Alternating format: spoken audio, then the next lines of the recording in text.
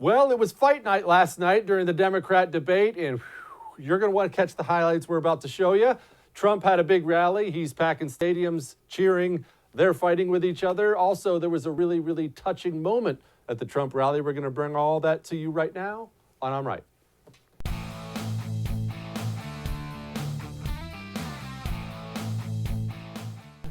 Well, this is a time, ladies and gentlemen, before I get to all the debate talk and the Trump rally stuff and everything else, it's always good to reach out and say congratulations when somebody you know, when somebody you love has something good to happen in their life. When somebody reaches a level of success, don't sit around being jealous. Applaud them. That's part of what humility is all about. That's part of what graciousness is all about. So allow me to take just a couple seconds here at the beginning of the show and congratulate myself. You see, my radio show has been nationally syndicated, so not only are you going to see me everywhere, you're going to hear me everywhere. Basically, as you wake up and as you go to bed, I'm going to be standing right there. Only, wait, that sounded creepy. Forget about that. Now, back to the Democrat debate. Allow me to give you just a quick preview of the entire debate, and then I'll tell you who won and who lost. Here it is. We're going to talk about votes in the Senate in Washington. Let's talk about it. Let's talk about the major policies. Next question is my answers. Hello. Thank you. Senator Warren and Mayor Bloomberg, this question is for you. I want to talk about, and maybe this is appropriate here. Can I just defend Senator Klobuchar? Ladies and gentlemen, it was that kind of night. And if you missed it, just hang on. I'm going to bring you all the highlights you missed. But my goodness, it was ugly. And like I told you before, this is what happens during primaries, especially these contested primaries. You see, they get in and they all say to themselves, well, I don't want to make him mad. Well, they might drop out. I'm probably going to want his endorsement. So they all get up on stage during the debates. You saw that during the earlier debates, and they don't attack anybody. Well, I mean, we're all on the same team. Oh, Elizabeth, I like your plan. Oh, Joe, your eye's bleeding. You want me to dab that out for you? It's that kind of stuff. But then once it gets down to the nitty gritty, once delegates start getting added up and states start getting won and people are rising and people are falling, then the true nature comes out, the true character comes out. And the truth of the matter is this: these people are all politicians. Meaning they're all in it for themselves. They're all a bunch of egomaniacs. They're all a bunch of sociopaths. They all hate each other's guts at this exact moment. And we finally got to reveal the true self last night. Now, everybody was talking today about who won and who lost and this happened and that happened. Well, basically everybody got it wrong, but that's why you tune into my show, and that's why my show is called I'm Right. Everyone said Michael Bloomberg had a bad night, and I'm going to play you all the barbs they threw at Bloomberg, and they were a lot. People who won and lost the debate is not about the debate itself. It's about what you need from the debate. It's not about the debate. Mike Bloomberg owns the airways right now. Mike Bloomberg is rocketing up the polls right now.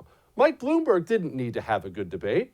Mike Bloomberg needed to show up, don't die on the stage, and become the focus of everybody else, because that makes him look like the front runner. And if you tuned into that debate, you thought, oh, they're all scared of Mike Bloomberg.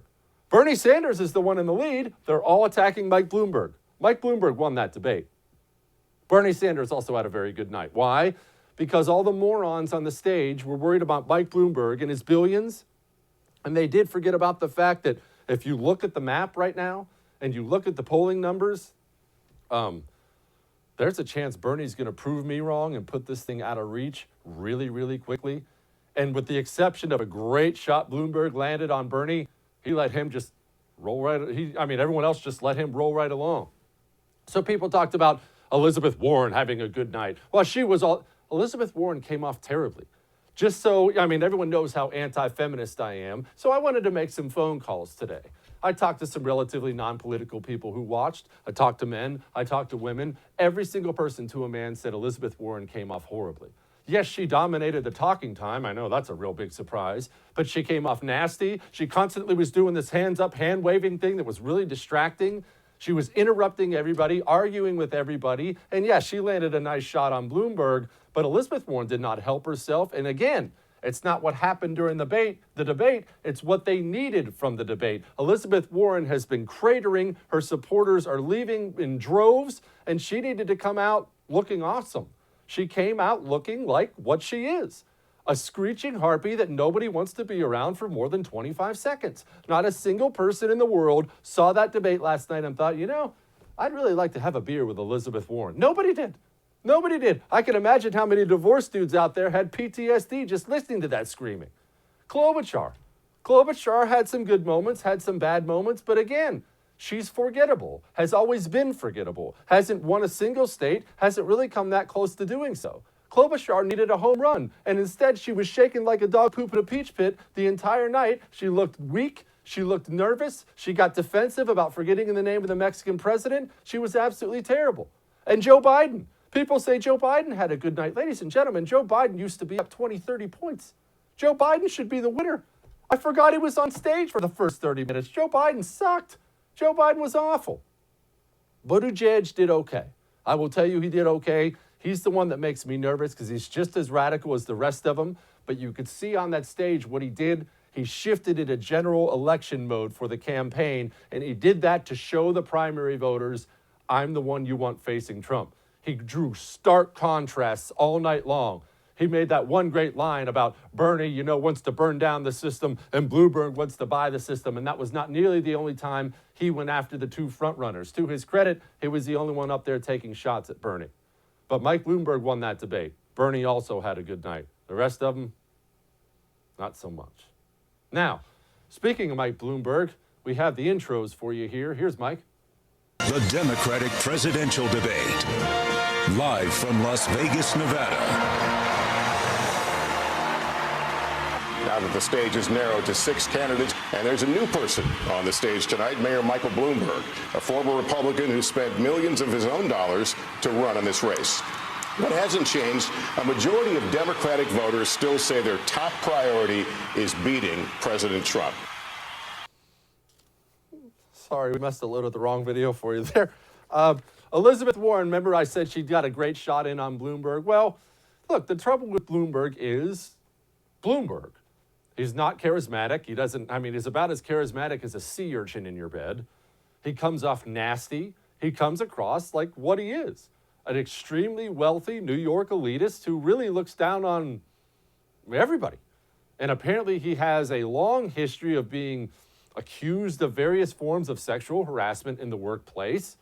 I don't know the details of them. Most people don't because so many of the, various people out there have signed non-disclosure agreements. Elizabeth Warren made it look like Mike Bloomberg has some serious skeletons in his closet. And these were clean shots. This landed.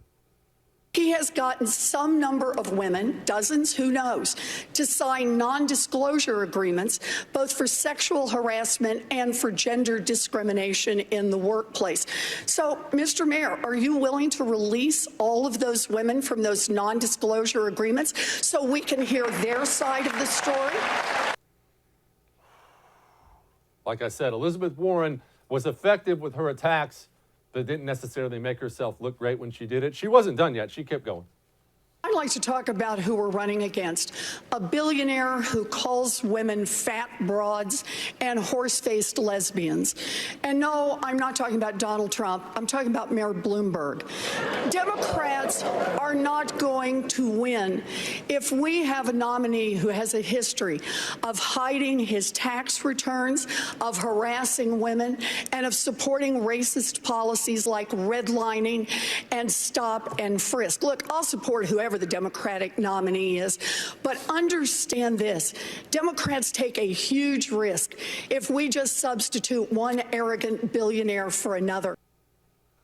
Bloomberg overall had very, very poor responses, especially early on, because look, I'm just showing you the highlights. Everybody was taking shots at Mike Bloomberg, and frankly, he kind of looked nervous and unprepared. I don't know how, when you spend $900 million on your campaign or whatever he spent so far, you can't afford to hire somebody who will properly prepare you for debate attacks that you're clearly going to get. Any moron I know knew Mike Bloomberg was going to get attacked on those things, although he looked unprepared, he looked nervous, he looked terrible. And for the most part, he just laid down and took it. Bernie, though, probably should have laid off because, boy, Bloomberg landed a clean shot on him. What a wonderful country we have. The best-known socialist in the country happens to be a millionaire with 3 houses. What I miss here? Well, you'll miss that I work in Washington, House 1. That's the first problem. Live in Burlington, House 2. That's good. And like thousands of other Vermonters, I do have a summer camp. Forgive me for that. Where is your home? Which tax haven do you have your home? New York City, thank you very much, Yeah, well, and I pay all my taxes. That's the problem for Bernie. I mean, Bernie does come across as authentic, and he authentically believes, so many of these things, at least appearance-wise. But he is telling everybody it's about the working people, and it is about the poor. We have to give back, and he has 3 houses. And he's telling everybody we have this existential threat, and fossil fuels are going to kill the earth, and we have to do something now. And he flies on private planes. It's a problem. It's going to be a problem. And if Bernie Sanders wins this nomination, and there's a very good chance that he will, Donald Trump, do you think maybe Donald Trump is going to savage him about that? He is. Now, Bloomberg, when I said he came off nervous and sounded terrible, this is Exhibit A. When he was asked about his stop and frisk policies, this was not a good response. I've sat, I've apologized, I've asked for forgiveness, but the bottom line is that we stopped too many people, but the policy, we stopped too many people, and we've got to make sure that we do something about criminal justice in this country.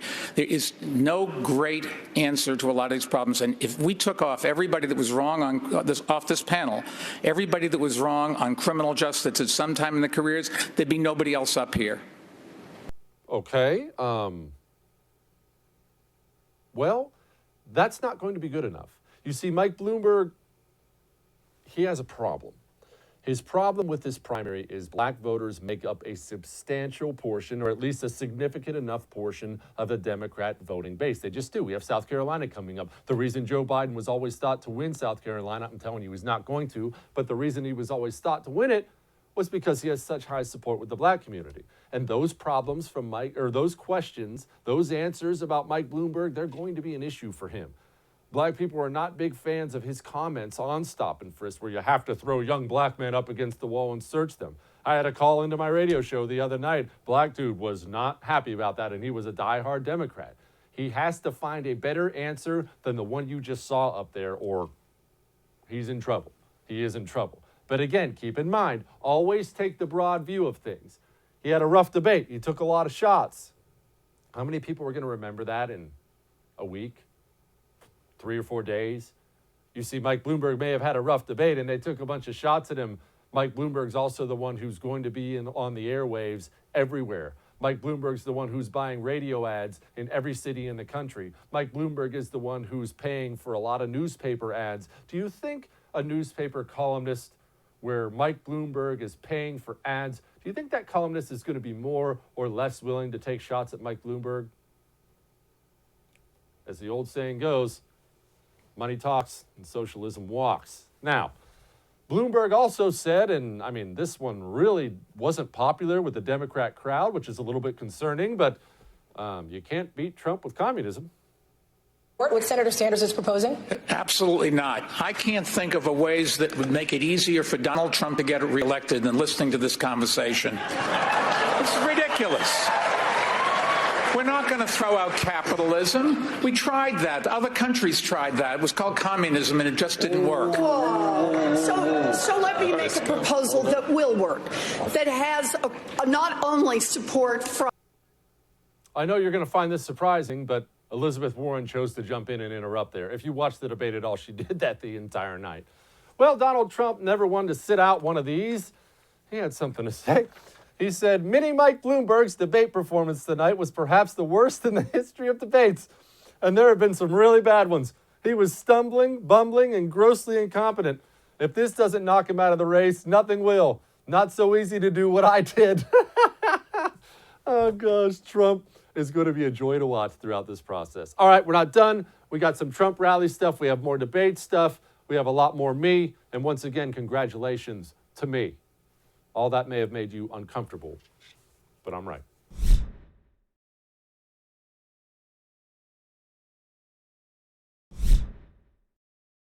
Joining me now is the Chief Creative Officer for Turning Point USA and man with the largest set of headphones I've ever seen in my life, Benny Johnson. Benny, welcome to I'm Right. Thank you. Congratulations, Jesse. I heard the news. Man, national show. Man, big time. You know, it's not like me to brag on myself, Benny. It's just that you and I both know I'll be incredible at it, like everything else. So it's just I don't want to dwell on how awesome I am right now. Let's talk more about the Democrat debate right now. First of all, now I say that Bloomberg actually won. If people can say he took all the barbs, I say he won because he was the focus, and I say Bernie won because all the morons were too dumb to attack the guy who's the front runner. What say you? You think Bernie won. Okay. I think that the worst thing that's ever happened to Bernie over the last 2 presidential cycles of running for president was the being called out on his absolutely asinine faux socialism, his astroturf socialism, him being a multimillionaire with 3 houses. And he called that his 3rd house was a summer camp. No. Fact check false. His 3rd house is a $600,000 palatial beachfront estate on a lake with 500 yards of beachfront. So pure nonsense, absolute limousine liberalism, and corrupt communist Bernie Sanders lying again. All right, Benny, I'm putting you on the spot. Who's the next one to drop, and when do they do it? Well, Amy Klobuchar is obviously the front runner to drop out. She has the smallest bump and has been performing really middle of the pack. You saw her battering ram tactics with Pete Buttigieg last night, which was just really strange. It's like the 2 cousins that nobody likes fighting over at Christmas, and everyone's just like, "Can you just take it to the garage?" It was just strange seeing the 2 of them go back and forth at each other. But I could watch it all night. I thought it was the best Democratic debate we'd had because you actually saw the gloves come off and you saw some people really starting to plant some punches on the jaw of each other's weaknesses. But if Mike Bloomberg is just so easily exposing Bernie Sanders and his hypocrisy, and if Mike Bloomberg was sort of a nervous wreck last night, shaking and not really performing that great, mumbling a lot and stammering, if he's getting roasted by this kind of clown car of a field, then what's going to happen when Trump goes against any of these guys? Well, I say it gets ugly for any of them. I think that's just painfully obvious. Clearly, Trump is good in campaign mode. We're going to get to the rally here in just a second. Trump campaign's great. He's a sitting president. The economy's booming. And he has a knack for getting under people's skin, so that spells doom for them. Let's say there's one candidate there you least want Trump to face, understanding that Trump probably beats them all. Who makes you most nervous? Well, I believe and have said for a long time that Bernie has an authenticity level that most of the candidates do not have. He has a resonant level.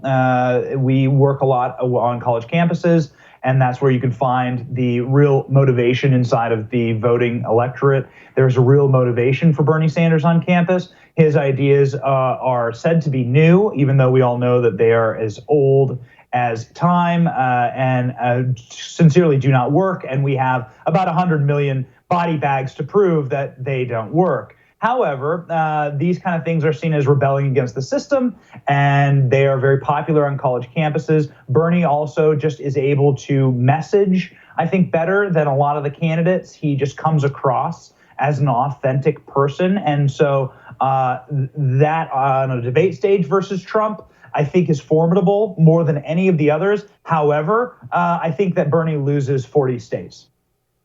Yeah, I agree. I mean, look, I have always worried at least a little bit about Bernie because of what you said, his authenticity, the fact his fans, Bernie can pack stadium. No one else that in there can pack a stadium even close to what Trump can. Bernie can pack a stadium. The problem is you come out with a fracking ban, you just lost the Rust Belt, you just lost the presidential election. That turns into a bloodbath. All right, now, future of the Democrat Party. What is it? Are they going to return back to the more Amy Klobuchar, Bill Clinton type wing? Or is Bernie and AOC and these nut jobs, is that the future? Let's say 2020, Trump crushes someone. Do they self-assess and think this is not working anymore? Or are they like, sally forth? The self-assessment time was 2016. I said this right after the election in 2016.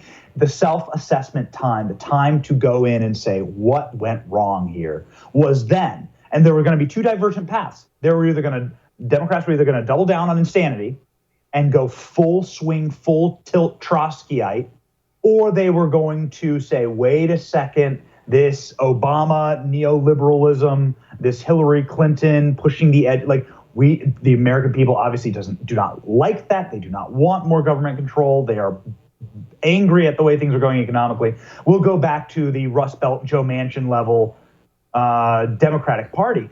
And it's plain as day who the dinosaurs are, right, in the Democratic Party and who the meteorites are. The meteorites are AOC, Rashida Tlaib, Ilhan Omar, and the ringleader, Bernie Sanders, right? They're all campaigning with him. And they are the new fresh faces. They are where the energy is at. And they have won the war, right? The dinosaurs were Joe Manchin, and the meteorites were AOC. And they took them out. And it's just a matter of time before the entire party is simply Karl Marx.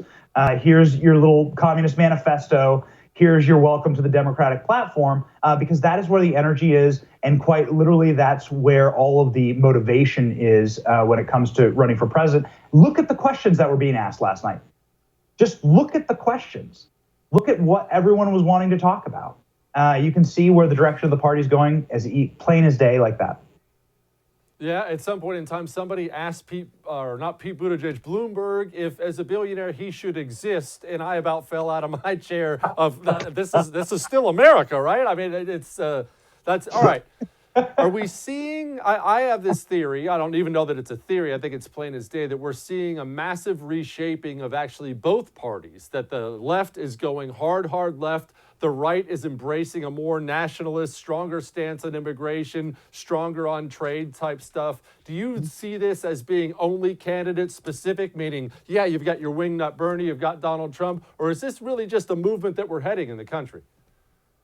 Well, populism has always been something that has interested Americans. It's always been, if you want to define populism as America first, or as protecting our country first, America throughout its entire existence has been very much on an island unto itself, has been wanting to not meddle in foreign affairs, has been wanting to protect our borders and our boundaries. And the real globalist movement, which was quite literally represented by President Obama, was, and then the gauntlet had been given to Hillary Clinton, was repudiated in what will go down, of course, in 2016 as one of the most shocking election defeats in American history, perhaps the most shocking election defeat.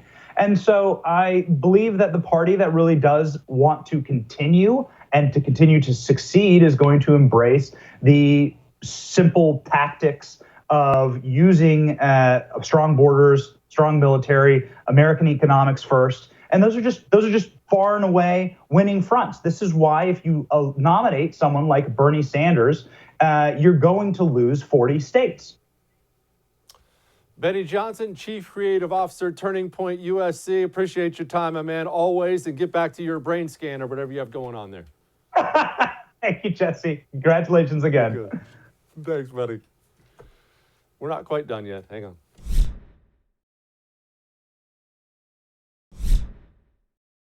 Well, Amy Klobuchar did not have a very good night, but I want to defend her for a brief moment. I know that sounds weird, but I am. You see, right now I'm staring into a camera. I know it feels like I'm looking at you in your living room and we have this connection, but really I'm just looking at a camera right now. And right above that camera, there's a little red light that turns on when the camera's on. That's so they don't catch me picking my ear or something like that when the light's on. You see, some people, when that red light comes on, they're able to perform, they're able to speak, and a lot of people just freeze. A lot of people just don't. And Amy Klobuchar, whatever kind of moderate senator she may be, whatever kind of legislation she's gotten passed, however much she wants to work with Republicans, no matter how good her message may be, better for the general election than the rest of the crazies on the stage. The truth of the matter is, when the red light is on, Amy Klobuchar sucks. I don't know why she comes across as shaky the entire time. I don't know whether she needs to lay off the Red Bull or what exactly the issue is, but she doesn't come across very well. And recently she had this interview with Telemundo. We already showed it to you the other day, so I'm not going to show it again. But she's being interviewed by a Telemundo reporter, and she spaces on the name of the Mexican president. Again, not the end of the world. It was clearly very, very uncomfortable. The guy flat out asked her. She was uncomfortable. Everything was uncomfortable about it, right? Well, she was asked about it again last night, and she forgot again. About Mexico and how much I care about it. And I first want to say greetings to President López Obrador. Secondly, what I meant by the game of Jeopardy is that I think we could all come up with things. You know, how many members are there in the Israeli Knesset? 120. Who is the president of Honduras? Hernandez. That came off so bad. How dare you say I forgot the president's name? I love the Mexican president, Mr. López Obrador. And of course she memorized that name before she got out there. But again, the red light thing I was just talking about, when it's on, she's not good. And when you're somebody who's behind in the polls, when you're somebody who can't seem to buy a delegate out there, you don't have the luxury of being rough on stage. You better get out there and shine like a star. And Amy Klobuchar is not a star. She's a B-. B- ain't going to cut the mustard. Pete Buttigieg did something odd, though, when it came to Klobuchar last night. You remember I said at the very beginning of the show how he wisely went after Biden. He wisely went after Bloomberg. He wisely went after Bernie. He decided to pile on Amy Klobuchar in her worst moment, and I actually bet you this was a bad moment for Pete Buttigieg, especially with women, because Amy Klobuchar looked bad enough. She didn't need any help. She definitely didn't need Pete Buttigieg sneaking up behind her and giving her a nice shove off the cliff, although I will say, to his credit, she completely melted down when he did so. You're staking your candidacy on your Washington experience. You're on the committee that oversees border security. You're on the committee that does trade. You're literally in part of the committee that's overseeing these things. And we're not able to speak to literally the first thing about the politics of the country to ourselves. Are you trying to say that I'm dumb, or are you mocking me here, Pete? See, that's the thing. You can't do that. What she just tried to do, are you calling me dumb? You cannot do the victim thing and be elected commander-in-chief. And that's going to be a big problem for the left going forward until they figure that out. You cannot victim your way into the White House, even if people will be sympathetic to you. And I'm sure all of Amy's girlfriends were patting her on the back later that night, and I know, honey, I hate him too. Let's go get a pint of Rocky Road and talk about it. But that doesn't say commander-in-chief. You have to project strength as commander-in-chief. And are you calling me dumb? Doesn't project strength. It projects weakness, and she looked terrible, and it didn't get better from there. A los sonidores hay que decir que este país es tu país también. Everyone was as perfect. I wish everyone was as perfect as you, Pete.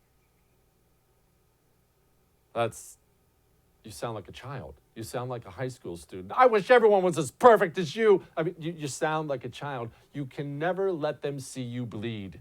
Don't ever let them know that they're getting to you. And you know what? That's not just advice for the Democrat candidates or Republican candidates. That's advice to each and every one of you, especially people who are in any way in the public eye or want to be in the public eye. Never let them see you bleed, period. It looked weak, it looked awful, and it didn't look like a commander-in-chief. Now, quickly, the climate change thing. Of course, because it's a Democrat debate, they're all going to be asked about, what are you going to do about climate change? And you have to love the way they asked the question last night. They actually asked it by framing it as, it's been really hot in Nevada. In fact, it's been hot in Las Vegas. How are you going to make sure that doesn't happen? Well, it's the middle of the desert. Nevertheless, the Democrat answers on how they're going to fix climate change, which is a bunch of crap, by the way, but their answers on it are all terrible. Because when you get down into the specifics, the answers on how Democrats are going to, solve the climate change problem are the one thing you can't be as a politician. All their answers are anti-human. They're all anti-job. All their answers are, we are going to wipe out this industry. Well, what do you think those people at home are thinking? I want you to picture something, ladies and gentlemen, because this is a reality. You're in the Rust Belt state of, say, Pennsylvania. You work in coal, or your husband works in coal, your brother works in coal, your dad works in coal. You have some affiliation with the coal industry. And you hear Bernie Sanders, the front runner, say this. Who are you voting for? You want a total ban on natural gas extraction, fracking in the next 5 years. The industry obviously supports a lot of jobs around the country, including thousands in the battleground state of Pennsylvania. One union official there told the New York Times, quote, if we end up with a Democratic candidate that supports a fracking ban, I'm going to tell my members that either you don't vote or you vote for the other guy. What do you tell these workers? It's supporting a big industry right now, sir. What I tell these workers is that the scientists are telling us that if we don't act incredibly boldly within the next 6-7 years, there will be irreparable damage done, not just to Nevada, not just to Vermont or Massachusetts, but to the entire world. Joe said it right. This is an existential threat. You know what that means, Chuck? That means we're fighting for the future of this planet. And the Green New Deal that I support, by the way, will create up to 20 million good-paying jobs as we move our energy system away from fossil fuel to energy efficiency and sustainable energy. This is a moral issue, my friends. We have to take the responsibility of making sure that the planet we leave our children and grandchildren is a planet that is healthy and habitable. That is more important than the profits of the fossil fuel industry. Election over. You heard Benny Johnson say that Bernie Sanders winning the nomination might equal a 40-state win for Donald Trump. I never really believed that until I heard that answer last night. If you work in coal, natural gas, oil, and by the way, that's a lot of people, he just made your decision for you. You're voting Donald Trump and probably slapping a bumper sticker on your car. All right, Trump had a big rally in Phoenix last night. We are going to show you a really cool moment from it in just a moment. Hang on.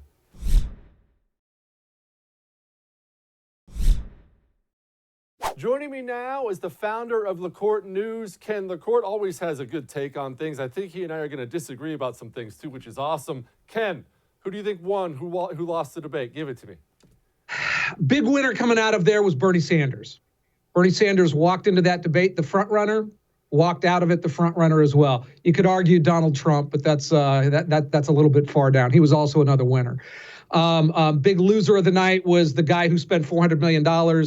This was his unveiling, Michael Bloomberg. It was the first time we saw a human being as opposed to an ad that his campaign staff had put together, and he bobbled it. He bobbled it pretty hard. He came across kind of like an arrogant and rich Elmer Fudd, which is basically what he is. But I argued, and I agree with you about Bernie, by the way.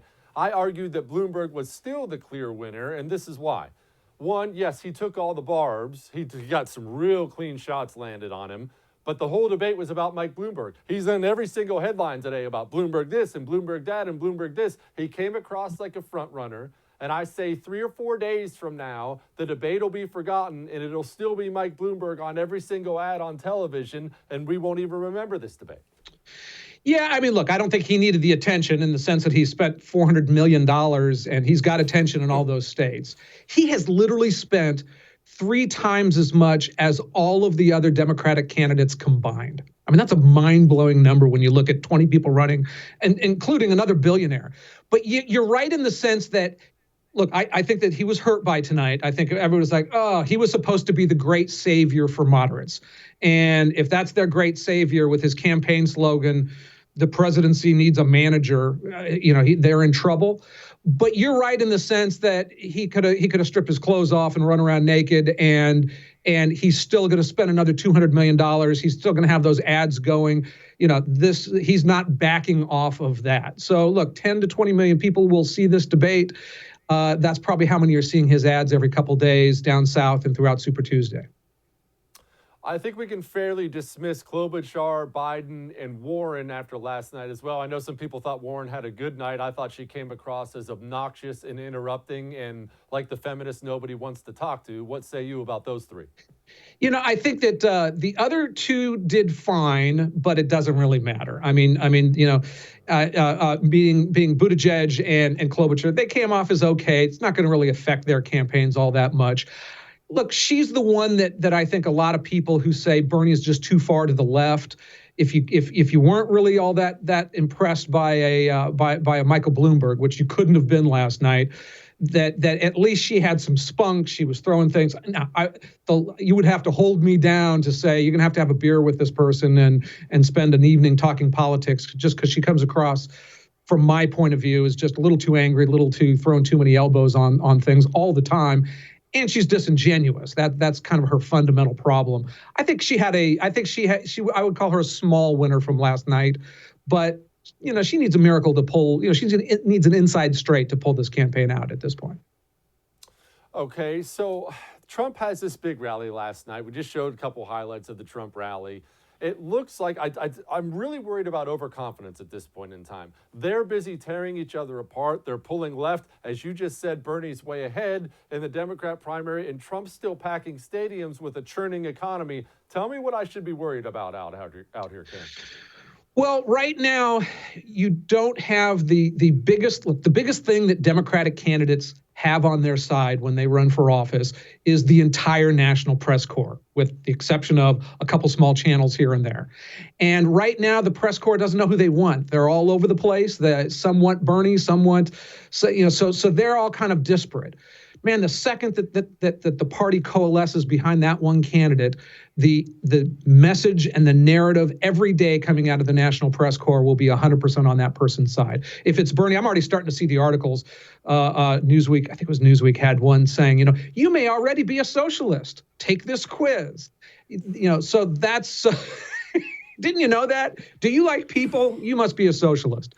So they are clearly going to coalesce behind a candidate.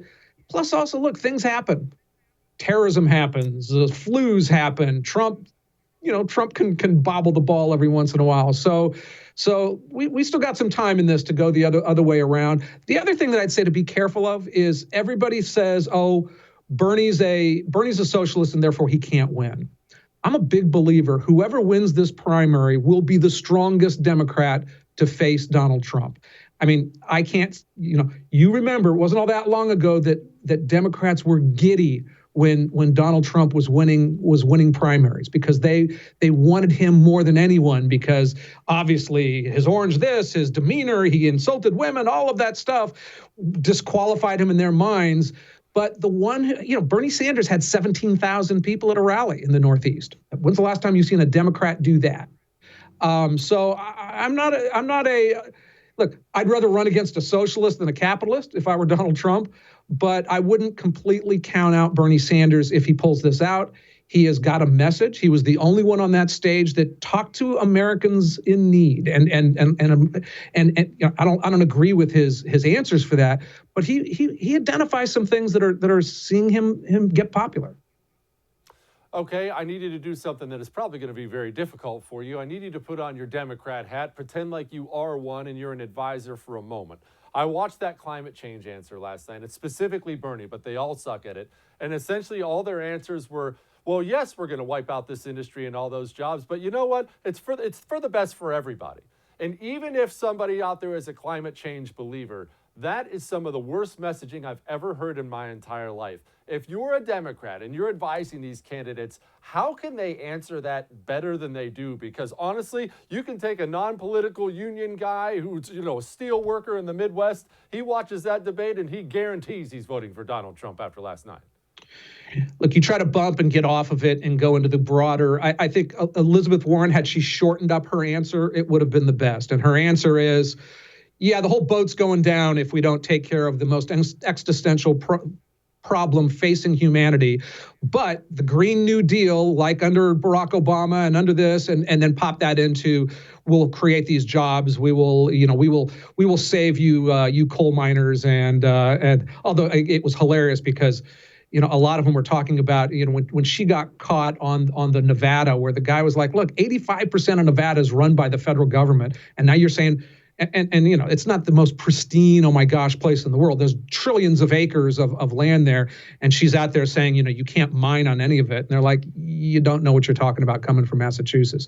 So look, the candidate will become, whoever comes out of that box will moderate himself or herself a lot the day after they get that nomination sealed up. And that will have to be one of the things that they try to backpedal on. Hurt Hillary a lot. Hurt Obama a lot, actually, when he was running. Sure did.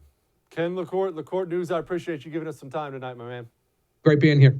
Talk to you soon. Bye-bye. All right, we got a video you're going to want to see. Heartwarming. Hang on.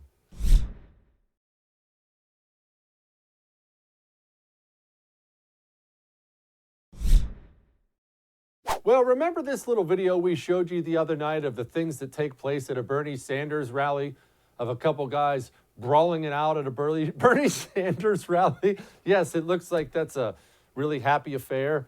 Well, I've said before, and I'll say it again, even if you're not a big Trump fan, you should attend a Trump rally because they are really, really happy events.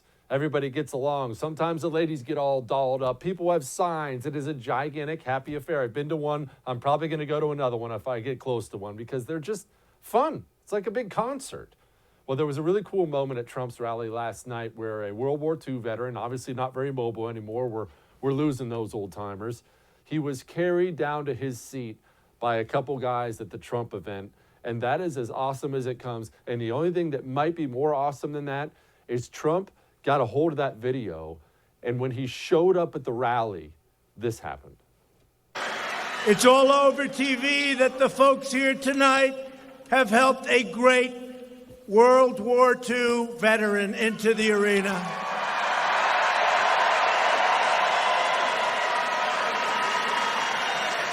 I don't know if he knows it, but he's right now the hottest celebrity in the world. I don't know what's going on here. He might even be hotter than Trump right now, I have to say. Did you see the scene? No, he's all over television. Even fake news, CNN had him on.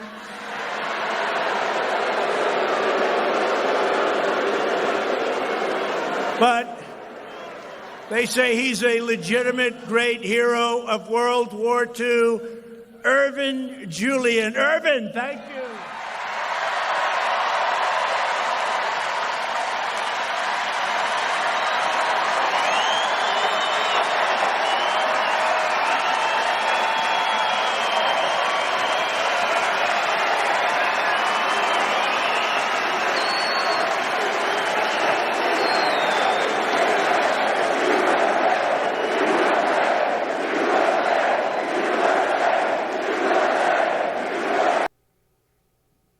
That is as good as it gets. All right, we're going to be back tomorrow and do it one more time. I'll see you then.